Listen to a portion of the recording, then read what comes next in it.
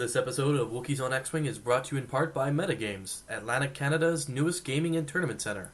You can check it out at metagames.com. That's metagames with a Z.com. Long live Metagames!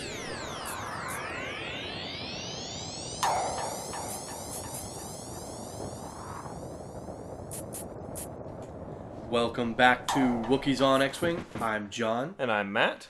And today we have two returning players. We have Chris Gibson of Vader and Mini Crack Swarm fame.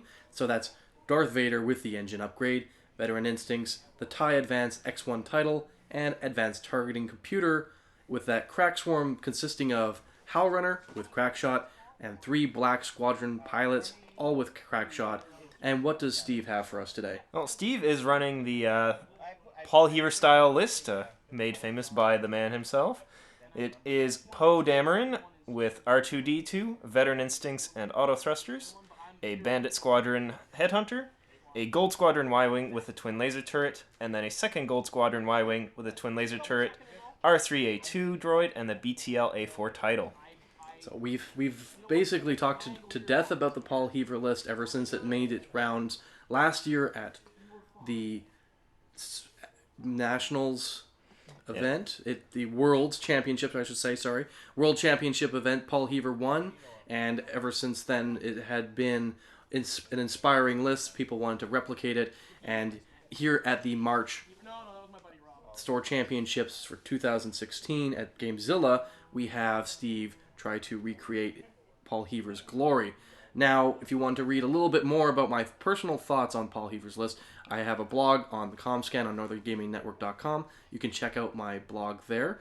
But for this particular game, I'm very interested to see how Paul Heaver's list, aka Steven's list, plays up against Chris Gibson, who has been tearing it up with this Darth Vader and Mini Crack Swarm. Well, it should be really interesting because we've seen both of these players play these lists previously, but now we get to see them face off against each other. So, yeah, I'm really excited to see the outcome. Really interesting asteroid deployment. Very clustered in the middle here. Yes, very much so. And looks like, well, Stevens decided to place his low pilot skill fighters. It doesn't want to tangle with those asteroids. And it looks like Chris is likewise obliging him and sticking with the clear space at the bottom of the board here. I think this is going to be a difficult fight for Chris, and the reason why I say that is that those TLTs can make a lot of pain for those TIE fighters. Being focus fired by both TLTs means that you're basically losing a TIE fighter, but where the strength of the TLTs comes in can also be a folly, considering that you have one of these TLTs being your stress bot. You want to get that stress onto something like Darth Vader. You don't really care too much about these TIE fighters in that respect, because Darth Vader is the big, bad, endgame TIE Advanced. Yeah, and with Chris, once he's behind that stress bot, he doesn't have to worry quite so much about it, given that, well, he isn't a TIE fighter. They can outmaneuver Y-Wings all day long, and that turret is locked forward, so that fighter has no presence behind it. The other nice thing here about the Black Squadron pilots is that they're pilot skill 4, which means that they can react to these low pilot skill Gold Squadron pilots. They can get into the range 1 band using cunning barrel roll actions, sharp turns, that kind of thing, placing after the fact rather than having to rely a lot on guesswork, which is what you'd have to see with the Academy pilot and lower pilot skill pilots. Definitely. And it looks like Stevens said, nope, I don't want any of that. Beginning to bank off here. Likely, it looks like he may actually force a skirmish in the asteroids. We'll see if that's his plan. He does still have the one laser turret that does have the complete line of sight. So that's definitely not a downside. Hopefully it's the one closest to Chris.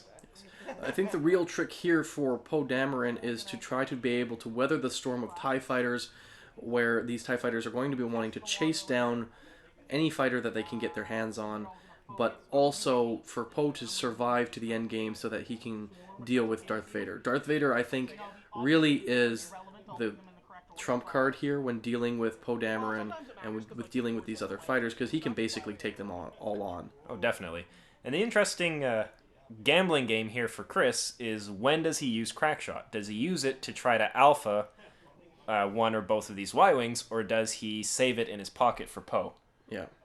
And that's going to be a really interesting mini game for Chris here, of what does he do with that.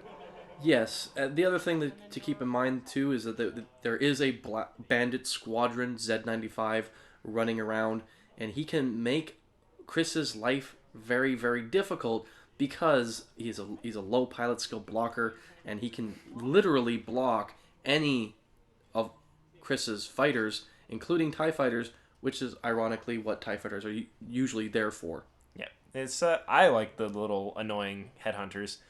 I've played them myself. They're a lot of fun, and kind of like Academy pilots, people generally just ignore them until they sting them. They're like, "What is that thing? Oh, now I need to kill it." Yeah. So here we go. Now we have the Y-Wings. It looks like they're banking in. I think this one's actually hitting an asteroid, which is a bit of a boo-boo, but maybe not. No, that's, yeah. Looks like he is definitely going to clip the spur of that asteroid. Yeah. Which is too bad, because that means that that Y-Wing is not getting any shots. No, it's a nice juicy target for Chris's swarm here. A little overeager on the maneuvers there. Probably the one bank would have been the safer choice, but it was close. Yeah. I think that the Y-Wings are still in a pretty good spot, because, as we see here, Chris is playing it really safe. He doesn't want to push the initiative because he doesn't know exactly how fast these Y-Wings are going to go, and he doesn't want to risk putting himself out of position only to get flanked by the rest of these rebels. So, yeah, he's going to be moving a little bit slowly, maybe barrel rolling in order to get line of sight, but even doing that is a little worrisome, because if he gets into firing arc of both of these, one of these Y-Wings, with no actions, he could already have a lot of damage. Yeah, and there hasn't been enough turns in the game yet for Steven to, or either player, but from Chris's point of view, for Steven to start playing predictably. So, playing the slow game here, kind of trying to see what your opponent's trump card might be. Yeah, it's not a bad idea. Just wish he could have gone a little faster to take advantage of the oops. Yeah, very much so. The other thing that's going to be interesting in upcoming turns is literally turns. Where are these TIE fighters going to go? How are they going to maneuver into these asteroids? And how tight of a formation are they going to keep? Are they going to split up? And what will that entail? These Y-Wings are probably going to try to burn past these TIE fighters and just use their turret to their advantage, which is what they want to do. But these Y-Wings these TIE fighters have to deal with that kind of maneuverability that you don't typically see on a rebel ship. And now that was impressive. Vader just sneaking forward of the lead TIE fighter there. He's getting his target lock. He wants to put some damage onto that Y-Wing. Get some free damage in there. Yeah, it looked like when he was measuring for the target lock, he had just nudged Darth Vader with the marker itself, and he just also nudged it back into position. Didn't seem like anybody was upset with that. So, and some very nice early 3 points of damage onto that Y-Wing. That's a great start. It's down to Hull already. That's what Vader wants to do. Of course, you'd want to see that crit go right through those shields and into Hull to get those nice crit effects, but that's for future turns. Yeah, and here is the Crack Swarm, the focused Crack Swarm. So some long-range fire and 2 blanks for 2 hits.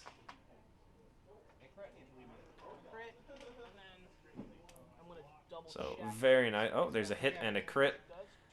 And it's a direct hit. Ouch. So that Y-Wing is not in a happy place right now. He's on an asteroid, meaning that there's going to be no returning fire from the TLT should he survive, and he's just getting hammered by these TIE fighters. Even if he is successfully lucky and rolls some defense dice, he needs to roll basically 2 defense dice in order for it to take any kind of effect, because of how powerful the crack shot can be. Yeah, and that was very, very close there. one of the black squadrons was out of arc, but would have been in range otherwise, and one that was in arc was just a hair out of range. So that Y-wing escapes with his life for this turn. So this is an interesting play in my opinion. He's turning himself around, but I believe that the reason for that is that this is the stress bot Y-wing. That one's actually not. That one's just the twin laser. Okay, so I'm curious as to why he did that then. I'm not 100% sure. Yeah, just given by how the damage cards are located on Steven's respective ships, the Scum and Villainy is very fittingly the annoying Y-wing. Yeah. Then I'm curious where that Bandit squadron's going to end up. He is not going to be a happy camper here very shortly. And taking a target lock onto Howlrunner here. So it looks like he is... Oh, just squeezes that. just squeezing past the asteroid. Not necessarily a bad play if you're saving the Bandit for later. However, I would have maybe just eaten the asteroid and been as annoying as possible, maybe doing a 3-turn or a 3-bank. Just screw up where the swarm is. That a TIE fighter with no actions is a dead TIE fighter. And if he causes them to bump, not only would that Bandit be in a good spot to not getting shot at by these TIE fighters, but it also makes the rest of his squadron happy and being able to finish these TIE fighters off. Okay. Well, the K-turn makes a little more sense here. It looks like Steven anticipated the turn in from Chris and wanted to get, if his Y-wing were to survive, get some main gun shots here. And that was close. I was certain that that Y-wing was going to end up as a blocker, but it looks like the fighter lands just short. So, that, yeah. Good preempt by Steven. I don't think that Y-wing is going to live long enough. No. To really make his gains. Yeah, and I can understand why he would want to do a K-turn from the perspective of, okay, most of these fighters are going to be within range 1 of me anyway if I just do a straight maneuver.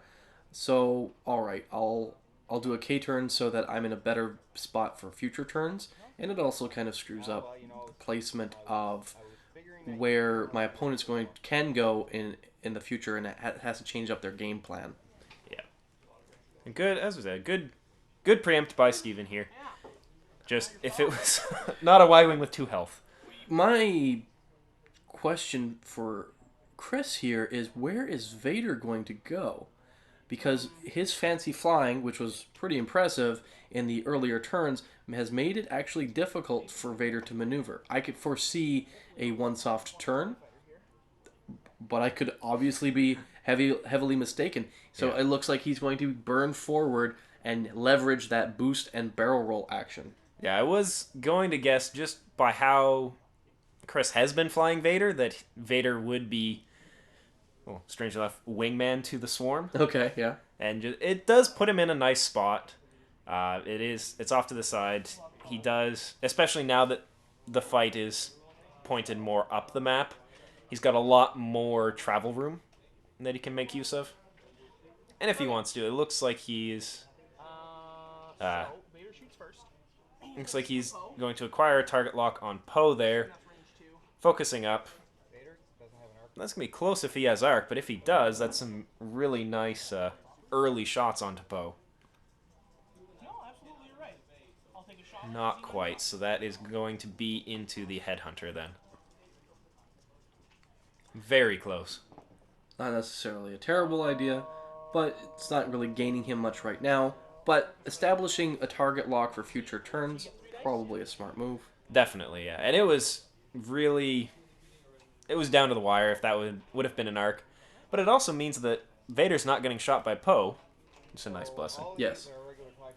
Yeah, Poe is fairly vicious. That pilot ability that he has, being able to just passively, as long as he has a focus, passively changing one of his focus results to a hit, or defensively to an evade, very powerful. Yeah, it's quite nice.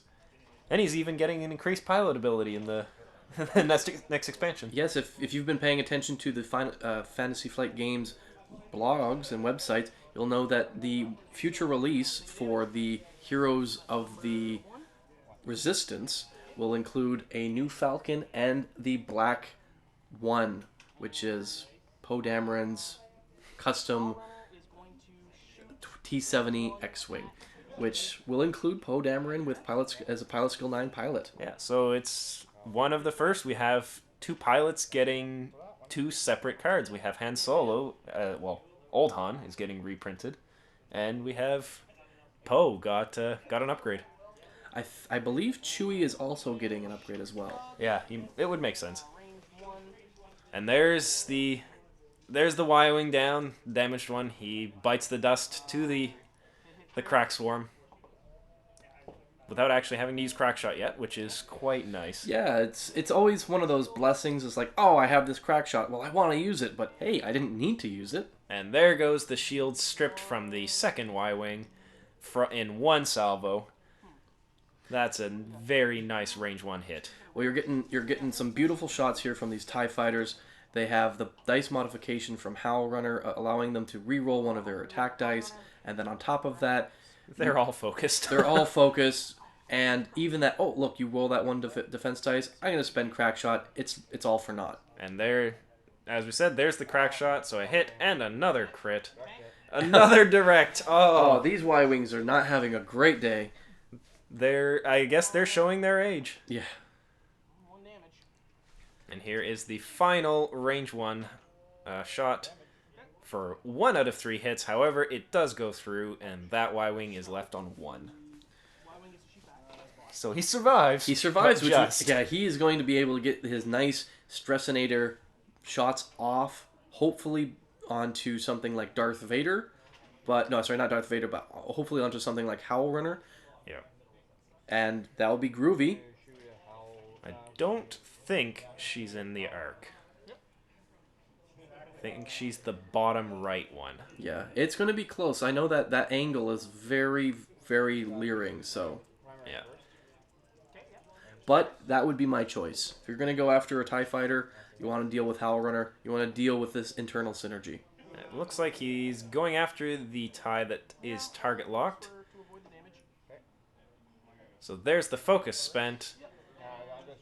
Unfortunately for the blasters, so now there's a stress. Now we have the laser turret coming out. Another stress. And gonna spend the target lock here to re-roll that, and let's see what happens. And nothing but blanks. And the final TLT salvo, you can't generate a stress off of that, as these players full well know. And that is nothing. Oh, no, that does go through. So 1 more point of damage, and that does look like it is on Howlrunner. That is Howlrunner. Howlrunner is the bottom left. Very nice. So Howlrunner is very stressed out, and yeah, I'm actually surprised she took a point of damage from that. But good stripping of the focus from the first blaster shot. Oh, very, very nice, yes. And yes, Howlrunner is in a really bad spot, as we all know. Said it here once, say it 100 times. Hopefully you'll never get tired of hearing it. A stressed out, actionless TIE fighter is pretty much a dead TIE fighter. And this Y-Wing doesn't care about bumping. He's not getting any actions. Yeah, he's stressed too. Yeah. Yeah, it doesn't matter. Well, that's one of the fun things about the R3A2 droid is, yes, you stress out your opponent's fighter, but you also get that stress. On something like a Y-Wing, you really don't give that much of a shit. Yeah, it's... Okay, so it means you can't focus or target lock your turret, but he's got 1 health left. I don't think he's going to last long enough. Though, that being said, these are TIE fighters, unless Chris K-turns here, he gets the K-turn, that fighter will clear the line of engagement. And we might have another, almost a Cinderella story again of the 1 health fighter managing to emerge from the scrum. Yeah. So nice formation banks here. This can be very touchy, banking in a square formation. It really relies on your initial placement to avoid any bumping. Yeah, and making sure that as you're flying your squadron that you aren't clumsy. As soon as you start really fudging around where your fighters are or not being really concise with your maneuvers, then you can easily get them into like a bumping formation. And once they're in like that, it's a little difficult to get out of it. Yeah, and here is... So one of the ties fetched up on the leader. Howlrunner will in turn fetch herself up. And we will see if she did manage to clear that Y-wing. Looks like he did. So just clears it. And the fact that Howlrunner did get nudged by, or nudges into one of these other TIE fighters doesn't necessarily mean all that much due to Howlrunner's stress. Yeah, she's not getting an action anyway. One of the fighters losing an action, that's kind of annoying.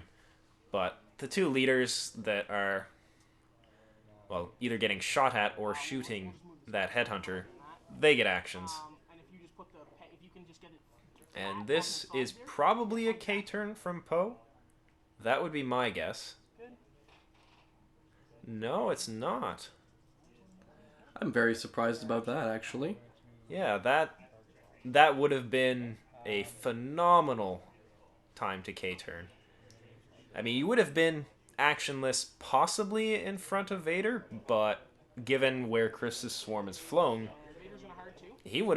Poe probably would have been alright.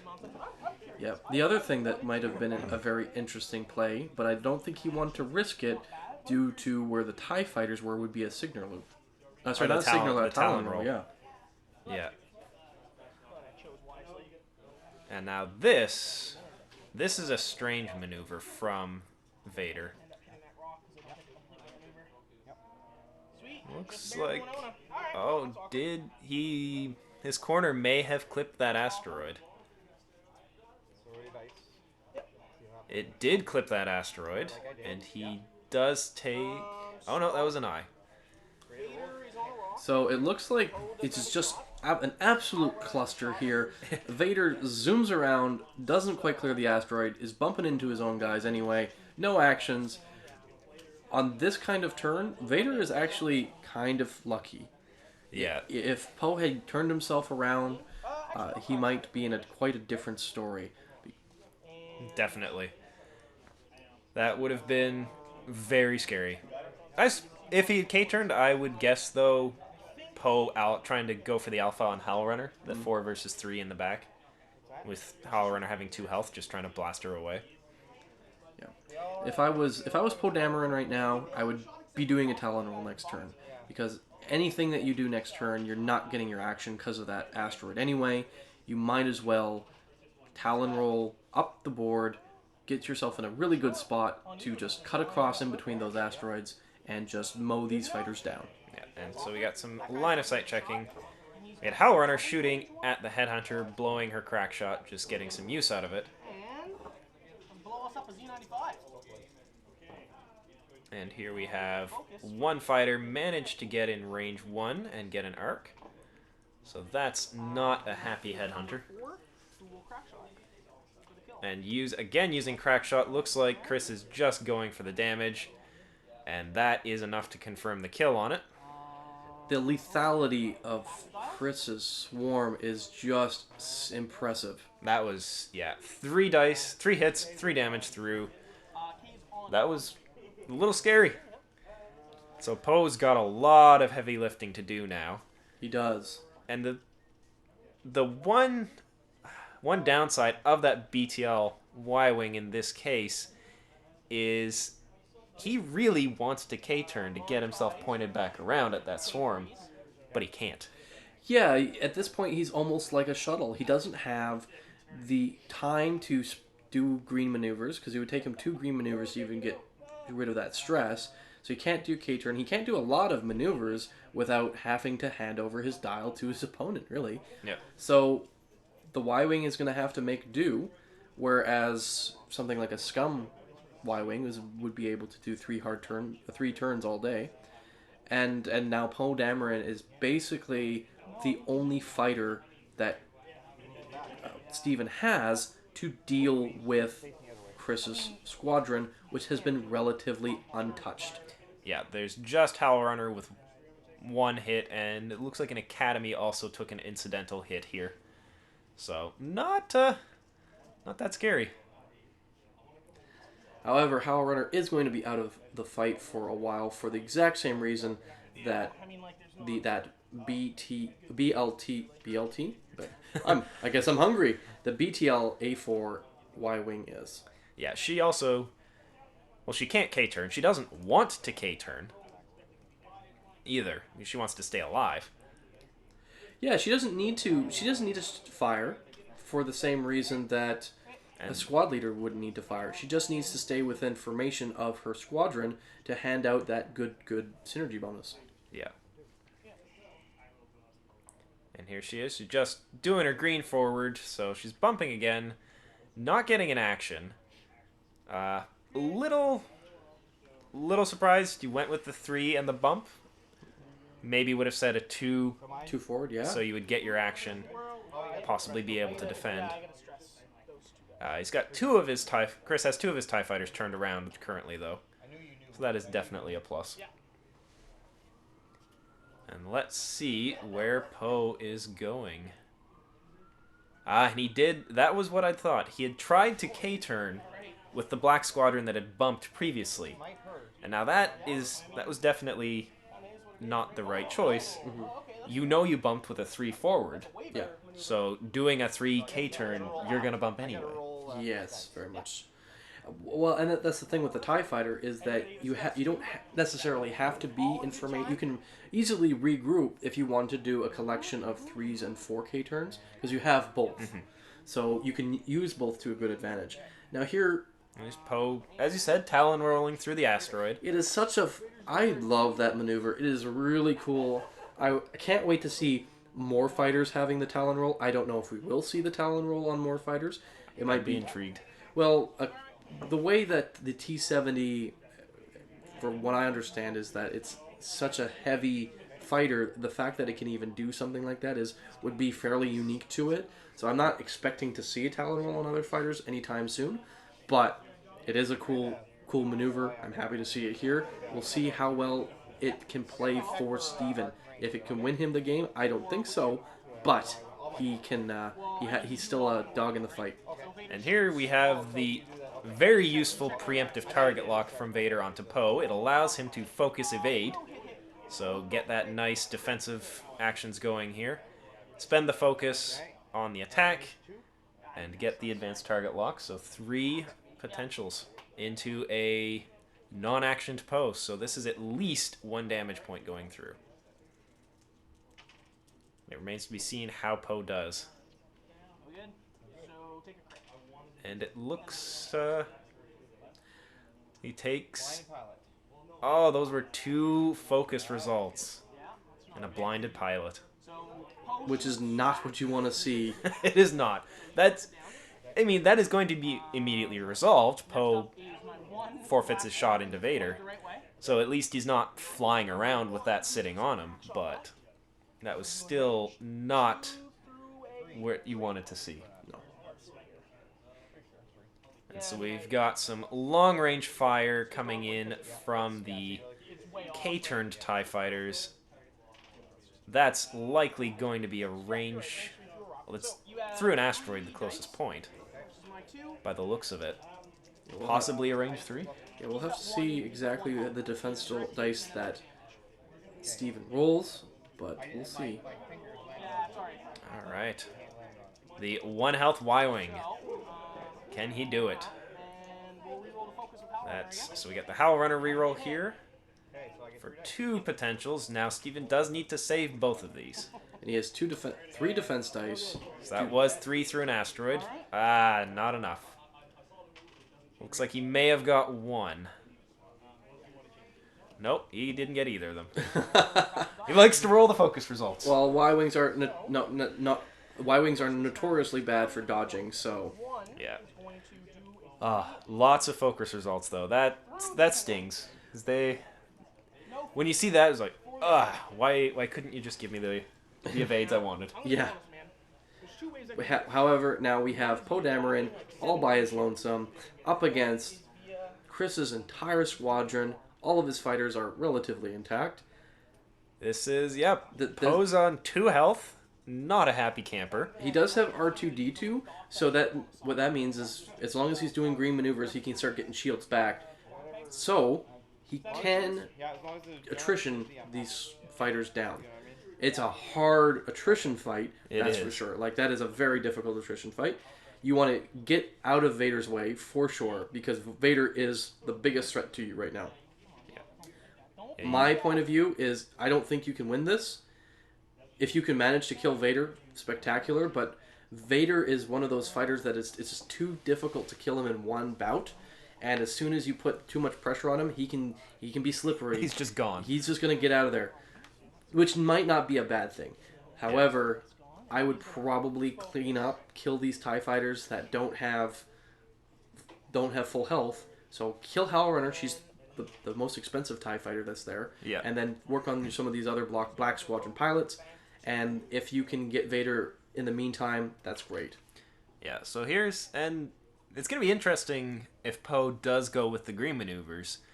He's not going to want to do 1 greens. That will leave him far too vulnerable to Vader, being able to just bank and position in. He'd be moving way too slow at that point. Yes. Well, the T-70 X-Wing has access to a bit more greens than you'd see on a regular T-65 X-Wing, but it doesn't have the sheer greens that you'd see on something like a TIE Fighter or even a TIE FO. So we're going to have to see what Steven does in order to basically pull up the weight that he has on his back. Yeah. And so we've got Chris. Looked like only one of his fighters was successfully able to K-turn on the last turn. Trying to get reoriented here. That's as we saw one pitfall of dedicated mirror maneuvering for your swarm being that close is you will get caught up on yourself. Especially in an event like this, when you have a tournament, you have 75-minute rounds. You want to play as fast as you possibly can, because when you're playing TIE fighters or swarms in general, it's usually death by 1,000 cuts. Yeah, that was a very close maneuver there. Oh yeah, for sure. So you have death by 1,000 cuts. You have to play through a lot more turns in order to get the same accomplishment than, say, another type of squadron. A lot more concentrated firepower. Yeah, exactly. So you need to play fast, and playing fast and playing technically amazing are two things that are very difficult to combine. And here is the nice facet of the T-70, a green 3 forward. So there is going to be an R2 trigger, getting a shield back. Poe very obviously wants his focus. Gets stuck in there. He's in a really good spot to blast the hell out of that TIE fighter. Yeah, that TIE fighter's on his own, and that could be just a death sentence for him. And that right there is why maybe a 1 forward might have ended up fetching up Vader. But at least this way you get nice and close into that TIE fighter, and you're also a lot closer to the other, to Howlrunner and the other Black Squadron for later turns. And Vader using that nice engine upgrade boost to start moving himself around. You can definitely see a hard maneuver, hard turn in his future. Yeah. One could say it's his destiny. And Chris debating whether he wants to barrel roll to cut that corner even further. That's the one drawback of the TIE Advanced, is that doesn't have the 1 hard turn. Which is why I am absolutely in love with the turn fighter, the TIE Advanced prototype. Oh, that thing is just absurd. Alright, so here we go. So no shot coming out of Vader. We've got Poe gonna do his level best to shoot that fighter out of the sky. And not with those, he's not. Looks like he has 2 potentials. Those are, by the pondering, those are both focus. So he's debating whether or not he wants to risk the full fury of that TIE fighter. with no modification. I probably wouldn't. You want to keep that fighter alive as long as you can. And oh, but he is the damaged one, so if Yeah, that TIE fighter rolls fairly badly, you could just completely eliminate him. he could, but it's a focused TIE fighter. You'd have to roll the three Blanks. Three blanks. I don't think it's a... Oh, he's going for it. He's going for broke. I'll focus to take none. And that is spend the focus for no damage. It's no focus result, but this TIE fighter does have crack shot on him still. Yes. And that could have also been why Steven just wants him dead. well, not only that, is had to really push to burn that focus off of him because well, it paid off. Yeah. It somewhat impressively that paid off. Oh yeah, for sure. So now Poe has another round in his sleeve. Another turn for a green maneuver, and he's in a very nice position to bank up and head off Howlrunner here. That 2 damage Black Squadron will escape unscathed. It will live to fight another day. I would anticipate a 2 bank here. Well, you still have that asteroid to deal with too, right? That's true. There is still that. Trying to barrel roll. That asteroid is not going to allow you to barrel roll there at all. So a little bit of wishful thinking.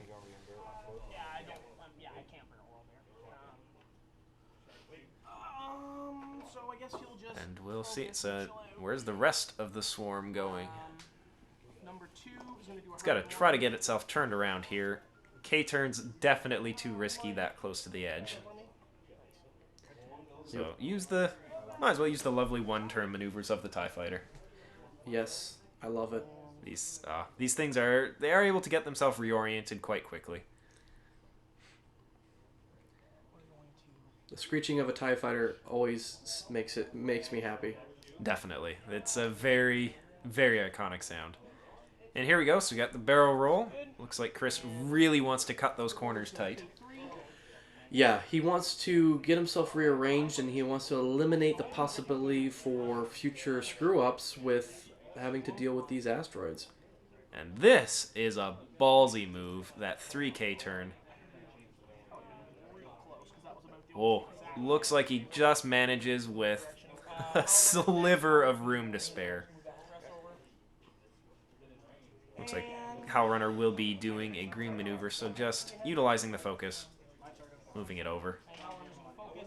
Yeah, that was a really tight maneuver. That was a bit risky, but it paid off. And so Howlrunner looks like she actually wants to get herself in a blocking position for Poe. Trying to anticipate where he goes. And I am very curious.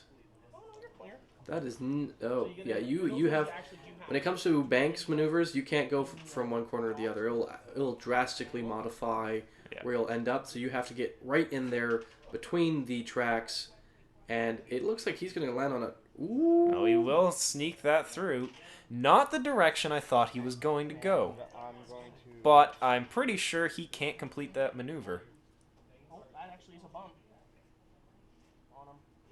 Yeah, because I moved him pretty substantially. No, he can't. It does not allow him to complete the maneuver. So he's back to the start. He does not pass go. He does not collect his $200. That being his focus action this turn. But it is still the green maneuver. He still was able to reveal that. So still gets a shield from R2. Yeah. And here we have Vader. Gonna get turned around now. That, in the excitement, it wasn't quite the proper way to do that. Should have left the maneuver template down, backtracked him completely along that. Yeah, it looked like that has it looked like that has modified a somewhat where he should be facing. Yeah. However, Vader is going to get in there, barrel roll. We've got very likely a focus for the second action. And this will be a nice range 1 shot into the side of Poe. Howlrunner's going to get a shot, guaranteed, because she is 8 as well as Poe. And here we go. So, 4 damage. dice into Poe. That is one blocked. Shield. So there's a crit going through. Well, Poe will be able to fire before Howlrunner because he does have veteran instincts. Oh, he does, yes. So he will go at 10. But after this round, he will be pilot skill 0. So if he survives this round, he's 0. And that is actually, strangely enough, that might not be terrible for him. Yeah, it does mean he has to weather that in all of Chris's fighters shooting now. But here's Poe. This should be Poe shooting back into Howlrunner. Gonna try to get some revenge. She is focused, which will help her durability, but she does have the 2 health. Here we have, it looks like a fairly mediocre roll. But 2 potentials, and Howlrunner doesn't care. Evades both of them and returns fire with her 2. Spend her focus for the hit. And Poe is Poe okay. nimbly dodges them, yeah. Poe rolled exactly what he needed to. All right. So he is down to 1 health, pilot skills 0. So Poe will be moving first now. And this is interesting. Where is the man going to end up? That looks like that was a 1 forward, so he's electing to use the everyman's inertial dampeners. Yeah, well, not only that, he gets his shield back. Not a bad play. It forces Darth Vader to either bump him or get into his line of sight. Either way, getting Darth Vader out of the equation is not a bad plan whatsoever, especially since that is Chris's heaviest hitter. And it opens up the possibility of finishing off one of these TIE fighters, either Howlrunner or the newcomer that was turning around the asteroid. Yep, we'll see. Now that newcomer, he is full health, but we have seen TIE fighters explode when sneezed on. I'm just curious if Howlrunner is going to end up bumping into Poe, or if she's just going to elect to, if Chris had kind of anticipated a slow play here and just have her burn past.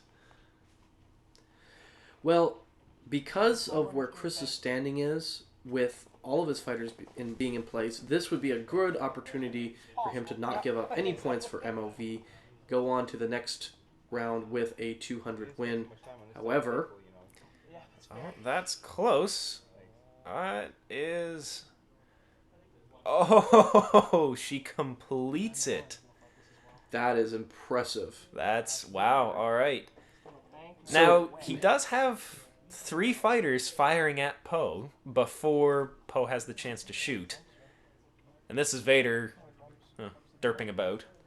Yeah, looks like he's bumping into his TIE fighter friend, not getting any actions, which is not necessarily a great thing. It's not great, but it may be a distraction. I mean, I doubt that Poe is going to... If Poe lives, Howlrunner should be his shot of choice. Yeah, Howlrunner is the opening salvo, and there we have... And there's a focus spent. This is at least 1 damage point getting through. If Poe does not save both, and that is it, he is gone. So Howlrunner actually getting the killing blow. I that's the first time I've seen that happen, that's for sure. All right, so we're going to take a quick break to have a word from our sponsors, and we'll be right back with our closing thoughts. Hey Matt, did you know that Atlantic Canada has a new gaming and tournament center in downtown Fredericton? Yes, John, I did. Actually, the video we just watched was recorded there. Tell you what, I'd do even better. Check out the website yet. You can go on there, order X-Wing stuff online, get it shipped to you anywhere in New Brunswick or Nova Scotia. You've even got more locations to come soon. It's metagames.com. You should have a look. So you're telling me that I can go online and order a bunch of T-70s for the integrated astromech, and it's going to get shipped right to my door? Yeah, and once you got them, come on down Monday night. It's our free play night. Come in, meet all sorts of interesting people, nice big open play space. It's a really relaxing time. You should check it out. That sounds awesome. What's the website again? It's metagames.com, so metagames with a Z on the end of it. Long live metagames! Alright, and so, welcome back, guys. Again, we see Howlrunner living to the end of a game. Yes, I feel like there is a theme here. Not only that, a really interesting game between Chris and Steven. something that I've always wanted to see, because for a while we've been toting Chris's mini crack swarm and Vader as pretty much a pretty badass squadron, and I wanted to see how well it held up against something like the World Championship list. Now, one of the things about the World Championship list is it doesn't have the World Championship championship player flying it. We have Steven, who has flown it fairly well in previous games. I feel in this particular game, he started off fairly weak, and then it was an uphill battle for him ever since. Yeah, that was... The Y-Wings, unfortunately, they were largely out of position for most of the game. They were far too close to the action where they didn't want to be. And you did lose out on an entire round of shooting from one. Granted, it would have only been at one TIE fighter, but they were way too close to the action, not where they wanted to be, and he basically gave them up for free. Yes, he had a couple of turns where Poe wasn't able to get any of those shots on as well, and sometimes that can pay off for you if you have Poe as a flanking force, really come along the side, and then get behind the opponent and spend the rest of the game blasting out the back. But that didn't really happen in this game, and for the most part, Vader and these TIE fighters completely untouched and they just beat the living crap out of these rebels. Yeah, they were really able to dictate the pace of the game here, which it's exactly what that fleet wants to do. So, guys, thanks for watching Wookiees on X-Wing. Be sure to like and subscribe. We've got Wookiees videos out every Wednesday. We are part of the Northern Gaming Network. Be sure to check it out at northerngamingnetwork.com, where we have additional content for this game and others. And by the way, John, if anyone wants to get a hold of you, how can they get a hold of you? Well, you can find me on Twitter at Korhath. That's Corhath. But you can also find us at NorthGameNet, or you can like us on Facebook to keep up with our most recent news. We'll see you guys next week.